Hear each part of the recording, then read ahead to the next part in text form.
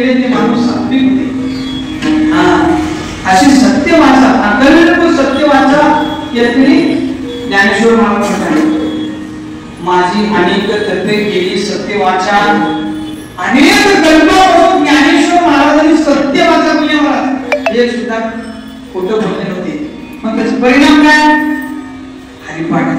त्याचा परिणाम काय? ज्ञानेश्वरी. त्याचा परिणाम काय? अनेक त्याने अमृता अनुभव दिला. मला आम्हाला हरिपाठच झाली कळा, हरिपाठच झाली कळा. तसंच ज्ञानेश्वरी आमच्या डोक्यावर जाते. आणि ते अनुभव आपण तर काहीच करणार नाही. का कसं झालं म्हणाले? सत्य वाचेचं तुला पाहिजे. आम्ही उगाच शुद्ध भाव म्हणजे थोडं तर शुद्ध बोलत तर आमचे वाचन जे येते मला तेवढं तर म्हणून श्री महाराज शुद्ध भाव पाहिजे. नामदेव महाराज बोलून आले तेव्हा का रोषणास का तेव्हा वडील आले नाही तुम्ही रोषणास नाही येईल तेव्हा उशीर झाले म्हटल्यानंतर काय म्हणले तेव्हा आता 1 2 3 मध्ये तेव्हा पहिले 3 बार म्हणा, तिसरी बार म्हणा तर दोस्त आपण देतो म्हणतात. मग नामदेव महाराज देवाला हाक मारले, आता काय गोष्ट म्हणून घेतो म्हणतात. आता देवाला हे काय म्हणाच कलियुगामध्ये काय देवाचा होता बहुत दफा आहे, कोणाला बोलायचं नाही. पण बहुत आता रस्ता सुद्धा नामदेव महाराजांनी या मौन बोललं नाही देवाचं. बहुत रूपात होते, कुणाला बोलायचं नाही म्हणलं का? अरे ह्या अवतारामध्ये फक्त माझ्या दर्शनानं उत्तर होते, सहाय्य करायचं नाही म्हणा. म्हणून श्री बहुत आता असं बोलले. देव खाली आले नामदेवाची हत्या करतात. कशा करता येईल? विठ्ठलली अमृत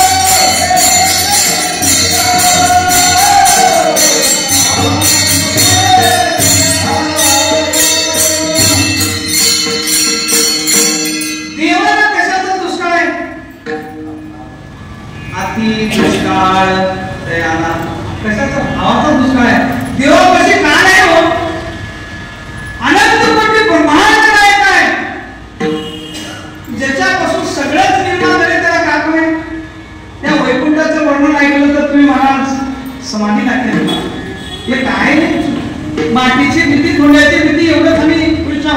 पण वैकुंठाचं वर्णन हरिविजयमध्ये केलेलं आहे. एक एक खांब हिरव्या रत्नानं